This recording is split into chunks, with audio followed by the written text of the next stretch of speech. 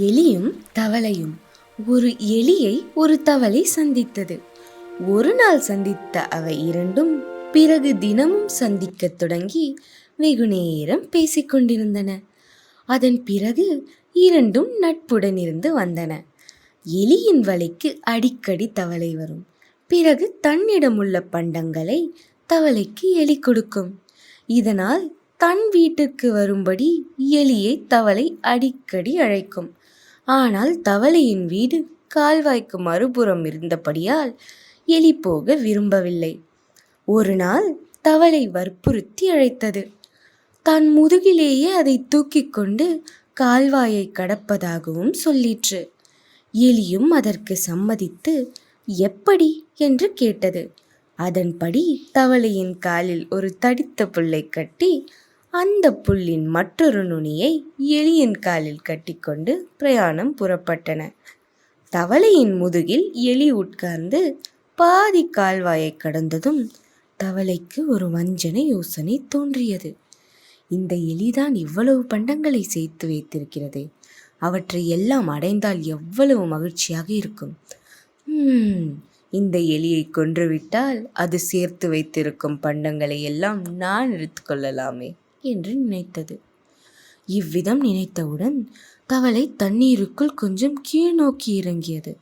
பயந்து போன எலி, நண்பா, என்ன காரியம் செய்கிறாய்? தண்ணீருக்குள் நீ வாழ முடியும், என்னால் எப்படி உயிருடன் இருக்க முடியும்? இது உனக்கு தெரியாதா என்று கேட்டது. தவளை சொல்லிற்று, தெரியும் தெரியும், தெரிந்துதான் செய்கிறேன். உன்னை தண்ணீருக்குள் அழுத்தி கொன்றுவிடப் போகிறேன்.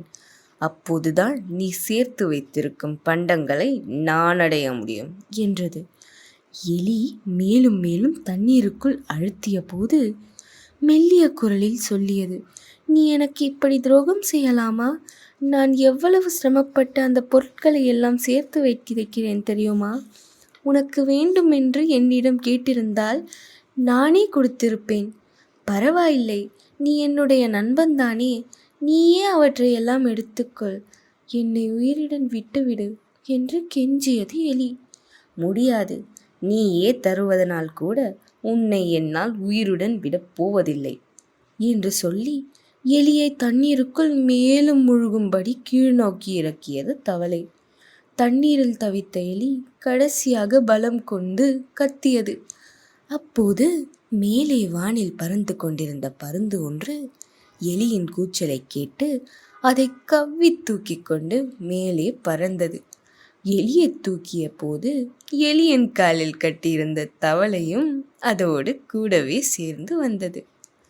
எலியை கவ்விக்கொண்டு வானில் பறந்த பருந்து இரண்டையும் கொன்று தின்றது. நீதி: வினை விதைத்தவன் வினை அறுப்பான்.